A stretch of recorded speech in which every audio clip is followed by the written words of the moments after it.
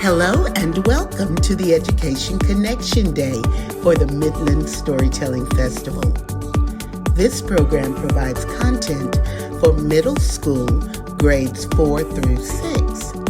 Our tellers today are Antonio Rocha of Gray, Maine, Barbara McBride-Smith of Jonesboro, Tennessee, and Donald Davis of Ocracoke, North Carolina.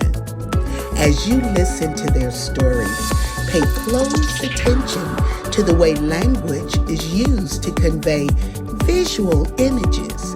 And when the stories are through, think about how we connect what we hear with what we see in our minds, and even what we're able to convey in our writing. Are you ready? Let's go. Hello, everybody. My name is Antonio, and I am a storyteller. And do I have a story for you? The title of the story is The Day I Was Grabbed and Tossed About by a Giant. It's a true story. Yeah, it happened to me when I was 7 years old. Yeah, a long time ago. I grew up in Brazil, and Brazil is in South America. So all the seasons there are kind of the opposite of the seasons here. For example, if it is winter here, it's summer there. If it is summer here, it's winter there. So just imagine this, that summer vacation in Brazil is December, January, and February. That's right. The schools let out right before Christmas, and then you stay on summer vacation all the way to February. Yes, if you live by the ocean, you can go to the beach and just lay down in the water, go swimming, go diving.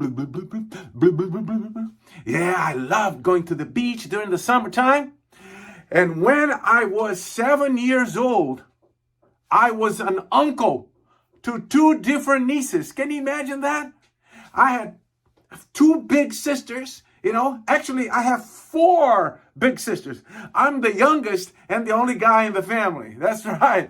I have 4 big sisters. And when I was 7, 2 different sisters were married and expecting, and they had babies 4 months apart from each other. I was an uncle twice.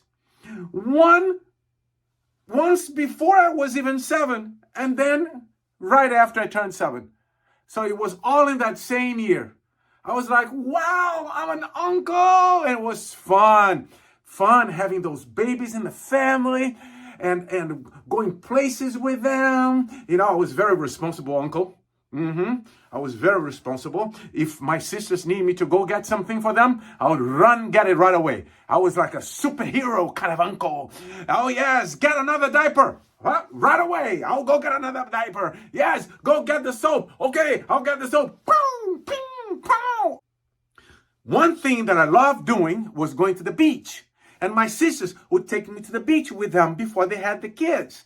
And then they continued to take me after the kids were born. And it was just like, everywhere. There were like blankets and there were umbrellas and a lot of sun lotion. You had to protect the babies. And then one thing that happened was that I was all alone, kind of, because my sisters were busy with their husbands looking after the babies, and I was all by myself sitting there with nobody to play, because I was the only brother and the youngest. And so there was nobody there to play with me. And I had a tugboat. Oh, that was a fun tugboat I had. Tugboat, I would put 2 AA batteries, and I would make the boat go across these pools of water. When it was low tide, just set them off on these pools of water. And the tugboat would go around this way. Tugboat would go around that way. It was so much fun playing. But I would get bored right away. And then I didn't want to play with my nieces. And then I couldn't go swimming because I didn't know how. Oh, there's Whale Rock. This is a very small beach, a cove, pretty much very small cove. On to the left, if you're facing the water, to the left it was the Whale Rock.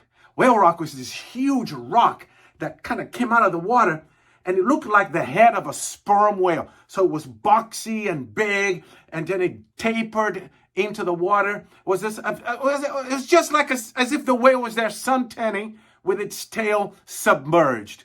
And grown-ups would climb Whale Rock. Ooh, that would be fun, but I was too young to climb Whale Rock. And then there's the ocean. I didn't know how to swim. And then there were some other rocks there, there was a breakwater, kind of a cropping of rocks that kind of went into the ocean that way a little bit. And I said, oh, there's got to be some sea life in there, trapped in those rocks, the water going by like that. So I turned to my sisters, right? So I turned to my sisters and I asked them if I could go on those rocks. So I turned to them and said, você deixa eu ir naquelas pedras? Você deixa eu ir? Eu quero ir andar naquelas pedras e ver como é que é lá. Você deixa eu ir? Por favor, deixa eu ir? So you know what I'm asking, right? I'm speaking Portuguese here because that's the language we speak in Brazil. So that's why I was asking my sister if I could go to the rocks over there, because they're kind of low, and you could just climb on them very easily. And my sister looks at me with a very stern face, both of them, but only one spoke. You can't go on those rocks because you don't know how to swim. What? Since when do I need to know how to swim in order to walk on rocks? That made no sense. Maybe they didn't hear me right. No. Eu não quero ir nadar. I don't want to go swimming. Eu quero ir andar lá. I want to walk over there on those rocks. We heard you. You can't go on the rocks because you don't know how to swim. What was that all about? I'm not asking you to go swimming. It made no sense. And the more I asked, the more upset they got. So I gave up and stopped pacing around the beach, not knowing what to do next. So I decided to, write my name on the sand. So I'm there writing my name on the sand. And then I put the dot of the I of Antonio. I just pushed that dot. Antonio, right? Antonio with a dot. So I'm pushing the dot of Antonio in. And when I look, the dot disappeared. I kid you not. And then I push it down again. And the dot disappeared. So I push it harder. And the dot disappeared. But this time, instead of just disappearing, the sand pushed up. Because what was happening is I would push down the sand and the sand would pop up. I would push down the sand and the sand would pop up and make the dot disappear. But the third time I did it, the sand popped up and it went higher, and then a crab came out of it. There was a crab under there, and I was pushing the poor thing down there. And the crab was like, hey, buddy, I'm going to grab you by your big toe, and I'll bring you down. I'm going to grab your big toe, and I'm going to bring you down. It's going to hurt you some. And I'm like, oh, you feisty little thing. It was a cute little crab, like pinkish. I'm so sorry I was stepping on your head. Didn't mean to do that. So I walked towards the crab, and the crab backed away from me. And then I walked towards the crab, and the crab kind of went left, and I went left after it. And then the crab went right, and went right after it. And the crab went left, and went left. And the crab went right, and went right. And the crab went left. You get the point, right? And all of a sudden, with the zigzagging and zag-zigging that we're doing together, kind of playing, I had a mate.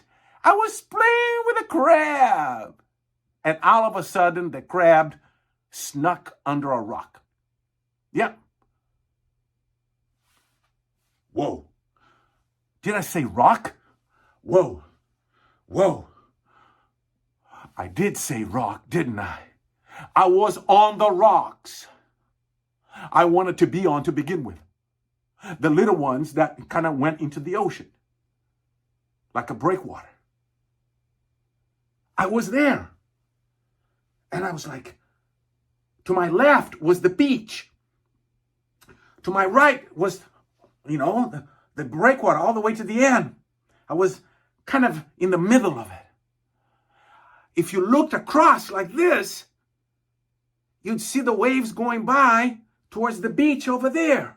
And on the other side of the water was Whale Rock. So everything had shifted, right? And I could see the crowded beach. My sisters didn't even know what I was. They didn't even know that I was there on the rocks. And I'm standing there on this firm rock with the waves going by. And I'm like, yay! I knew I didn't have to know how to swim in order to be on these rocks.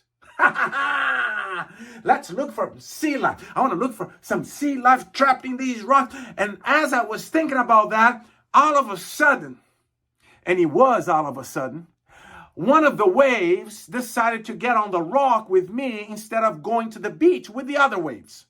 All the waves were neatly rolling towards the beach. But this one in particular kind of went on the rock, kind of went big splash.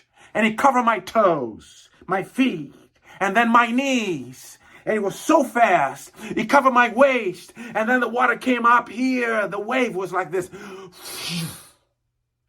And when the wave went back, it took me with it. The wave took me with it. First, I hit the rock with my bottom. Ouch. And I slipped into the water. And it was deep. I could not touch bottom. And all of a sudden, what my sisters were telling me made complete sense. You can't go on those rocks because you don't know how to swim. But the thing was, they didn't explain everything. And you're a kid like I am. And you're a kid like I was. I'm still kind of like a kid, to be honest with you. Just don't tell anybody. But anyway, it made no sense that I kept saying, can't go on the rock because you don't know how to swim. You see, that kind of didn't go really well with my brain because you don't swim on rocks, you swim in water. But that's my sister was kind of, cutting short instead of explaining to me that I might slip and drown. They just said, don't go on the rocks because you don't know how to swim. And now I'm in the water and I start to dig. I couldn't swim, but I knew how to do this. So I'm underwater. Just imagine, completely surrounded by water, and I start digging and digging and digging and digging and digging and digging and digging and digging and digging and digging. And that made me go up. And then I would break surface and I would stop digging to scream and I would sink again. And then I'll go digging and digging and digging and digging and digging and digging and then I'll sink again. And then I'll dig and dig and dig and dig and sink again. And I kept doing that once, twice, 3 times. And then I dug all I wanted. And I wasn't going up fast enough. I was sinking more than going up. And it got really scary. I remember like it was yesterday, the water moving above my head, out of reach, and the sunlight coming through it. It was beautiful and horrible all at the same time. And all of a sudden, this force grabbed me from behind, pushed me up, and up I went, and up and up and up and up, and I broke through the surface and literally came out of the water. Half of my body came out, and I splashed again, and then I splashed again, and this force kept grabbing me, and it was like a sea monster, It was this giant just grabbing me with his huge hands, and the giant's face was covered with hair, and when I saw hair, I went, hair! And I grabbed the hair, and I'm trying to hold on to the hair so I won't drown, and the giant would throw me off and splash me on the water, and then I would go grab his hair again. At one point I sat on his shoulder, and his head went on the water, and I pulled me off of his shoulder and pushed me away and grabbed me and threw me and grabbed me and threw me and grabbed me and threw me until we both tumbled in a wave and we washed on the beach. And I'm lying with my face on the sand, coughing out water, and this gigantic guy, a beach goer, a swimmer, sunbathing, happy Brazilian, looking down at me, blocking the sunlight. I looked up at him, and he was a giant of a guy. And he's standing there. Are you all right, kid? Tudo bem com você? Como é que você tá? Are you okay, kid? And I'm like, and the crowd formed. And then my sisters show up, right? My sisters show up. And they're crying. And this giant's going, are you, is he with you? Oh, your brother? He's your brother? I hope I didn't hurt him, but I've never saved anybody before. I was sunbathing on top of Whale Rock when all of a sudden I caught this splash, and I thought it was a fish. I caught the splash, with the corner of my eye, and I said, what kind of fish is that? And then I kept looking to see if the fish would come up again, and I see these fingers coming out of the water. And I'm like, that's not a fish, that's somebody drowning. So I jumped off the Whale Rock, never done that before. Whoa, that hurt. And then I came from underneath him, and I pushed him, and I pushed him. He tried to drown me. Yeah, he tried to sink me, but I kept pushing him. Poor kid was in a panic. And glad he's coughing up water, and you're going to be fine. I couldn't even see his face. He was blocking the sunlight, so it was all silhouette. I don't remember his name. I don't even remember the color of his swim trunks. But I'll tell you one thing.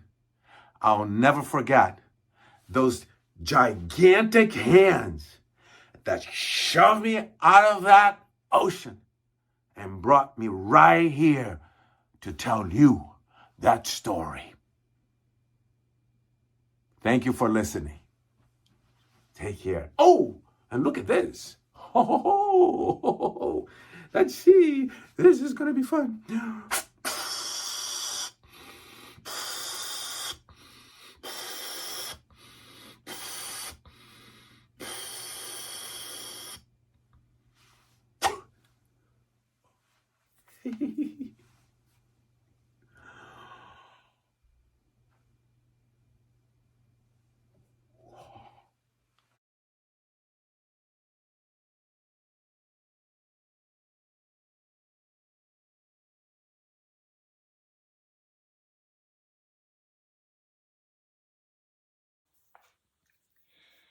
This is a Middle Eastern folk tale.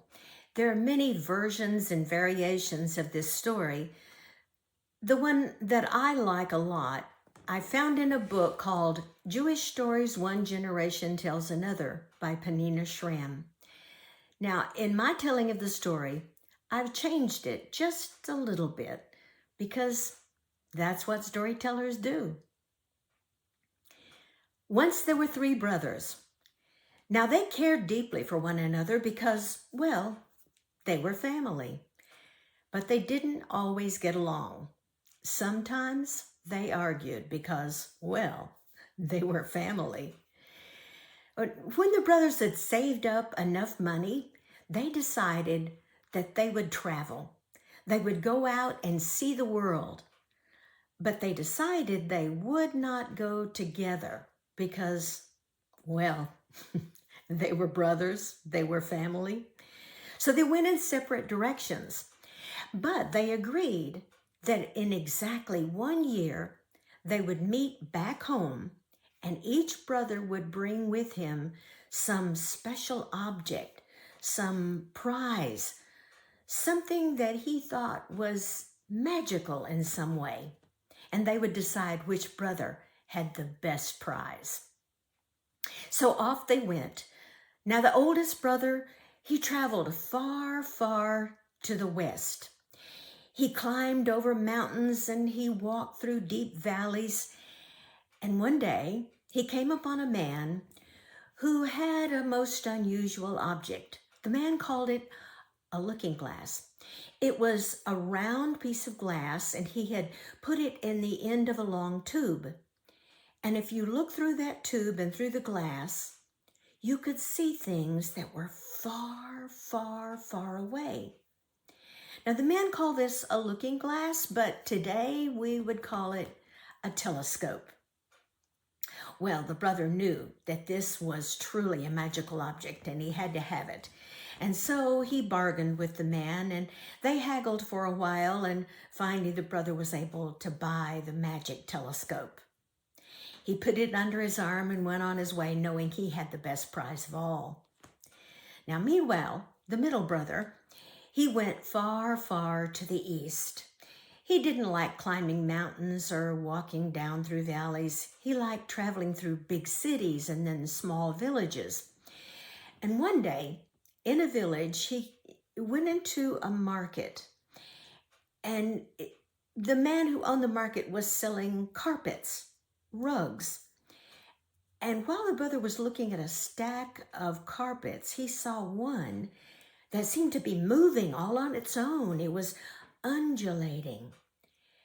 And the brother asked the shopkeeper about that particular carpet. And the man said, "Oh, it's a magic rug. It's a flying carpet. If you sit on it and tell it where you want to go, it will take you there in a matter of minutes." Well, the brother knew that was a magic carpet, and he had to have it. And so he argued and he bargained and he haggled. And finally, he was able to buy that magic carpet. And he took it with him, knowing he had the best prize of all. Now, meanwhile, the third brother, the youngest, he didn't particularly like climbing mountains either, and he didn't like big cities. And so he went far to the south, and he walked along back roads, lonely places where he could think and meditate. And one day he came upon what he thought was an orchard, a grove of trees. He didn't see any fruit growing on the trees, but he walked into the orchard and he came upon one tree that was covered in these beautiful red-orange blossoms. He walked directly underneath the tree and he looked straight up, and suddenly one of those blossoms burst open, and there he saw a pomegranate appear. And somehow the brother knew that that must be a magic pomegranate. And so he picked it and he took it with him. He knew that he had the best prize of all to show his brothers. Well, as they had decided, exactly in 1 year, the three brothers met back at home, and each of them showed their prizes, showing that they believed they had the best one of all. Well, the older brother insisted that the two brothers look through his magic looking glass, and what they saw surprised them. Far, far away, miles and miles away, in a distant land, there was a king who was making a proclamation. The king said that his daughter, the princess, was ill. She was very sick. She wouldn't eat anything, and she was growing weaker every day. And he was worried that she was going to die. And the king said that if anyone could come and help his daughter and bring back her health, that he would give that person half of his kingdom. Now, in the version of the story that I read, and in fact, almost every version, it says that the king also promised that whoever saved his daughter's life could marry her as well. I decided I wouldn't tell the story that way, because I think that any woman, no matter her age, should decide for herself if and when and whom she wants to marry. So, in my telling of the story, the king only promised that he would give half his kingdom to the person who saved his daughter's life. Well, the older brother, after seeing that through the magic looking glass, said, "We must go there. We must see if we can help. But it's miles and miles and miles away in a distant land. We may never get there in time." And the second brother said, "I have exactly what we need. I have a magic flying carpet. And if we get on that carpet, we can go there in a matter of minutes." And so that's what they did. They sat down on that magic carpet, and the three of them flew, and they arrived in a matter of minutes in that distant kingdom. And they went to the king, and they asked if there was some way they could help. And the king said, "If you could get my daughter to eat something, it might help." And the younger brother said, "I have something I think that might bring back her health. It's a pomegranate, and I think it's magical." And so that younger brother was allowed to enter the princess's room. She was lying on her bed. Her eyes were closed. She looked very pale and weak. But the brother cut open the pomegranate, and he put one seed on her lips. Because you see, pomegranates are filled with seeds, hundreds and hundreds of tiny seeds, but every seed is edible, and they're delicious. And some people say they are very, very healthful. And when the girl tasted that seed, a smile came over her face. And so the brother put more seeds into her mouth. And as she ate those seeds, the color began to return to her face. And by the time she had eaten half of that pomegranate, the girl was sitting up. And when she finished the pomegranate, she seemed as healthy as she had ever been in her life. Well, the king, when he found out that his daughter was well, that her health had returned, he was thrilled, and he said to the three brothers, "You have saved my daughter's life. I will give half my kingdom to one of you, but which one should it be?" And the princess said that she felt that she was the one who would choose which brother should get half the kingdom. The king agreed, and so the princess thought about it for a while. Now, this is the part of the story that could be a riddle. Can you decide which brother the princess chose and why she chose that particular brother? If you like, you can turn off the video now and talk about it and think about it. Or you can just keep going and I'll tell you the answer. Well, the princess decided that all three brothers had done well in helping her to heal. You see, the older brother, well, without his looking glass, they would not have known that the princess was sick. And of course, the second brother, he had the magic carpet. They would never have arrived at the kingdom in time to save her life. But the third brother, well, it was his magical fruit, the pomegranate, that saved her life after she ate the seeds. And so the princess chose the younger brother. But the reason was, when he gave her that gift, it was gone. Once she ate that pomegranate, he no longer had that gift anymore. He had given her everything he had. Whereas the older brothers, the one with the looking glass, well, he still had that telescope. And the middle brother, the one with the flying carpet, he still had that flying carpet. And the princess decided that it was the younger brother who was the most generous of all. And so he was the one who got half the kingdom. Now, I'd like to think that that younger brother, because he was generous, shared that kingdom with his two brothers, because after all, they were family. I don't know if the princess married the younger brother or not. In fact, I don't know if she got married at all. Perhaps she traveled the world. Perhaps she did find someone to marry.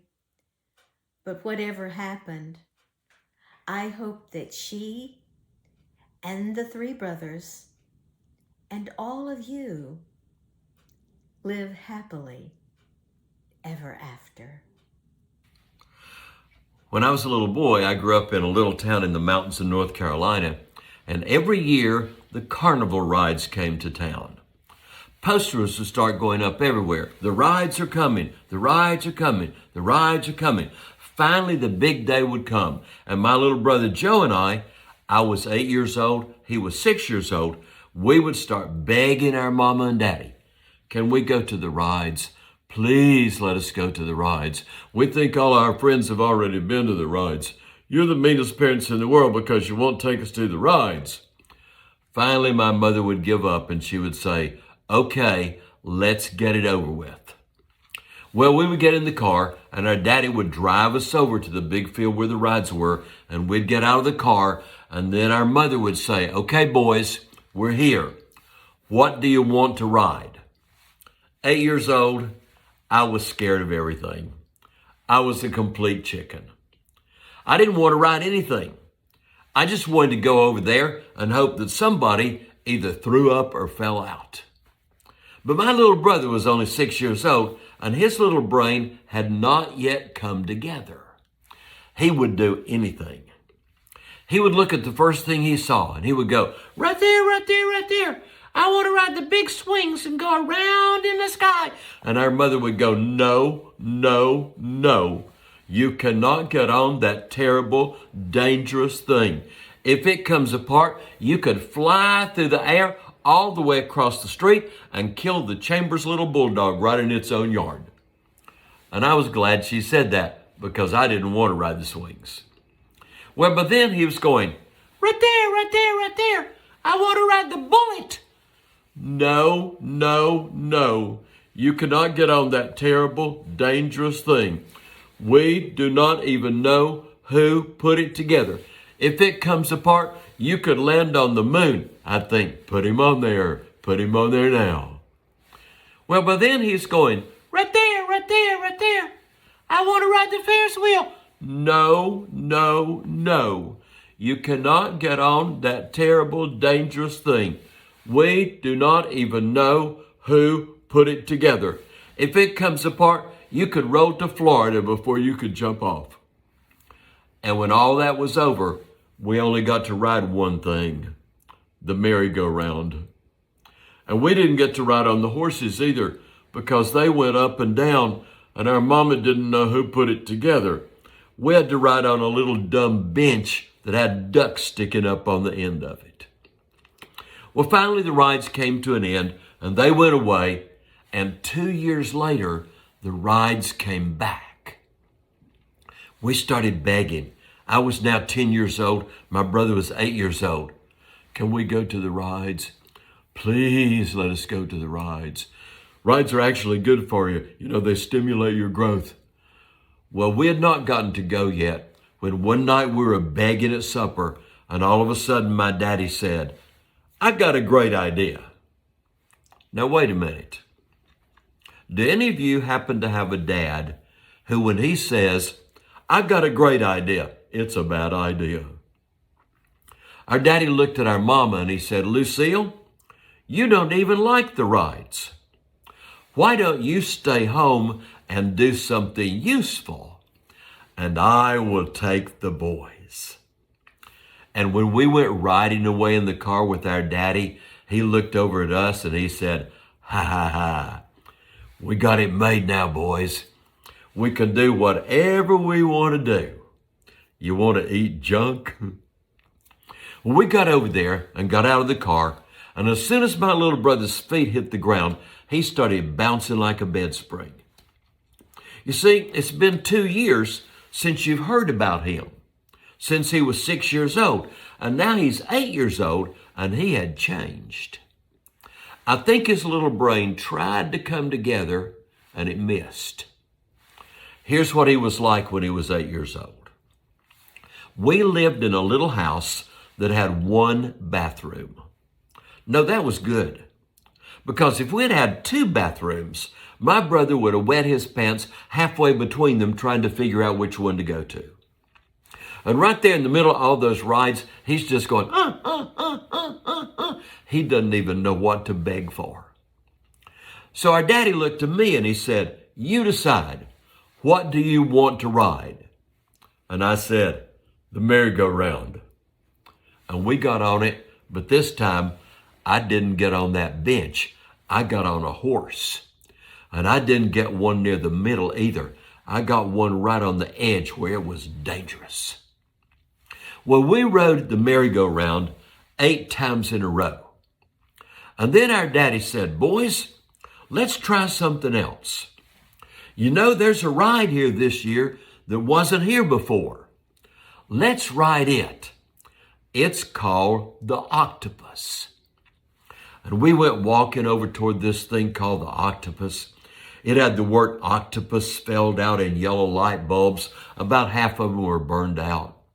It had big mechanical arms on it, and on the end of each of those arms, there was a big silver tubby thing. You could see there was a seat up in there.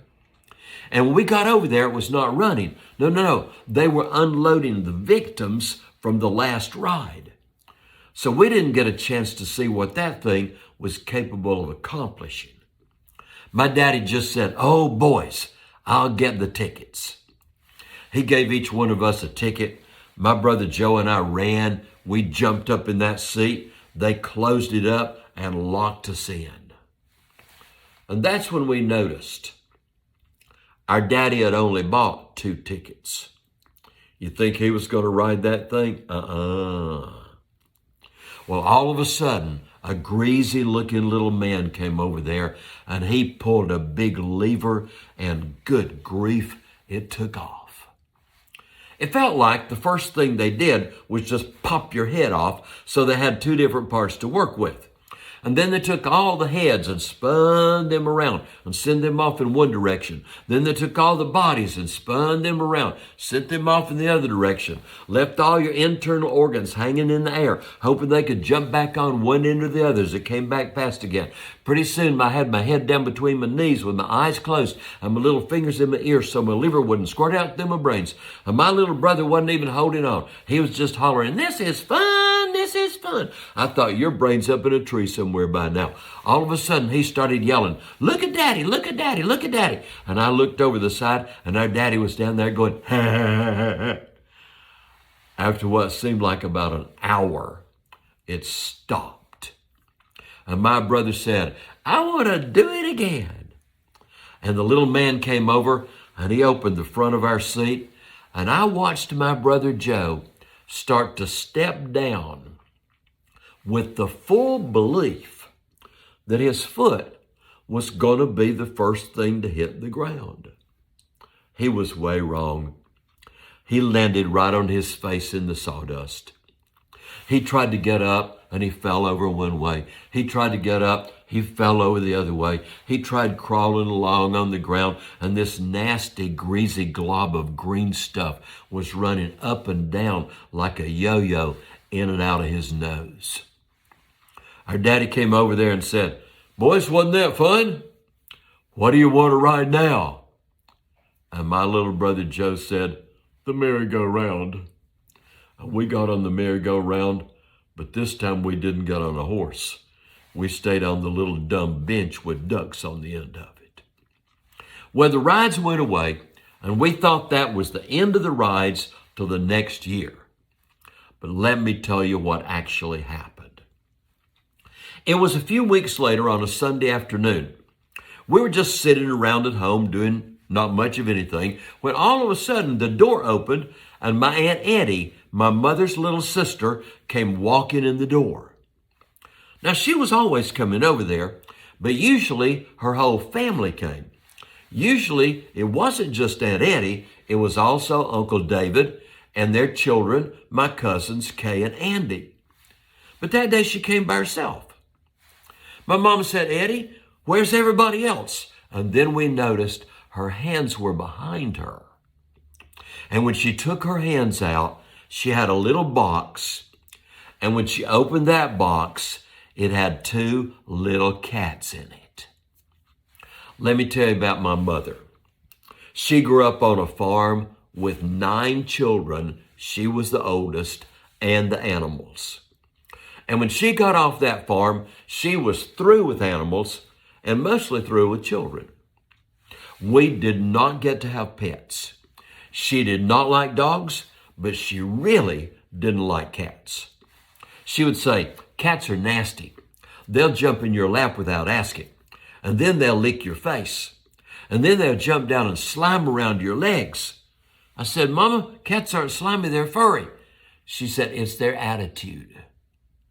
So she looked at her sister Eddie and said, "What are you doing with those cats?" And my Aunt Eddie answered every question. She said, "You know, Kay's birthday is in 2 weeks, and she's been begging for kittens."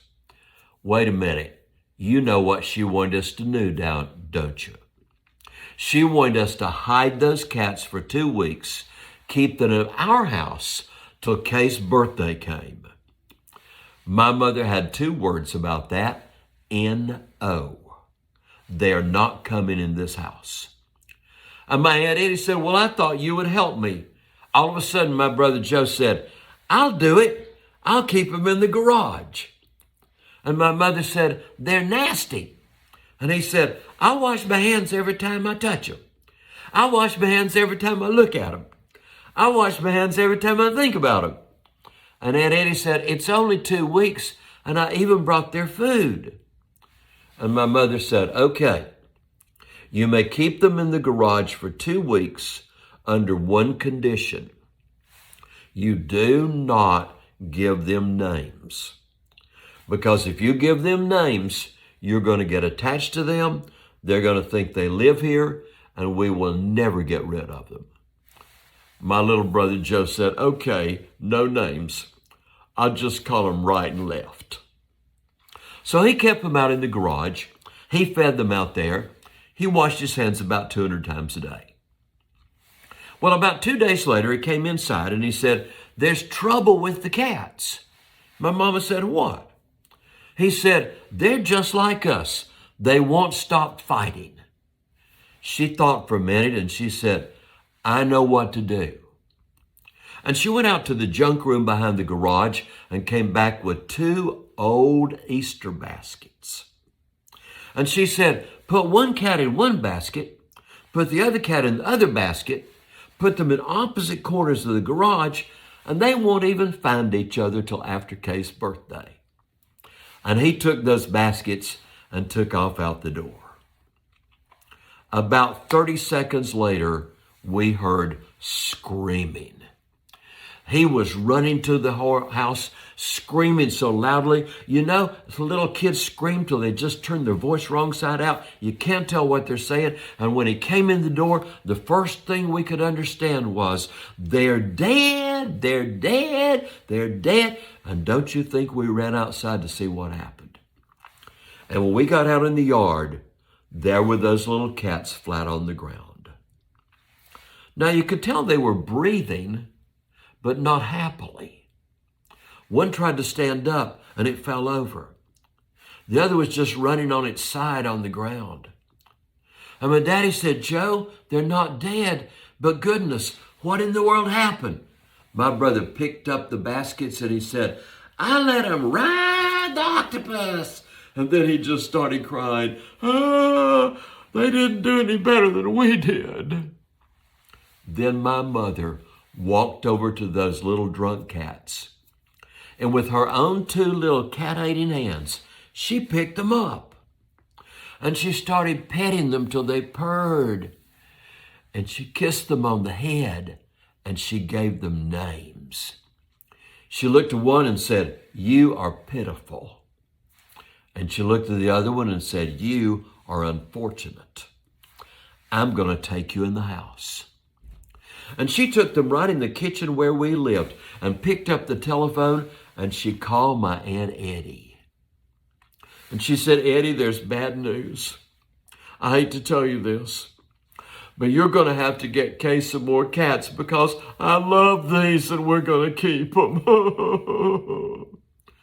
And for the rest of her life, every time you went to see my mama, you know what you had to put up with? Jumping on your face, licking your face, rubbing around your legs. Pitiful and unfortunate. My mama's first cats. Please join us for the remainder of our festival. Go to our Facebook page or our website at midlandstorytellingfestival.org to see the full festival schedule. Then keep it locked right here on our YouTube channel. Like, comment, share, and subscribe. Tell everybody. And thank you for watching.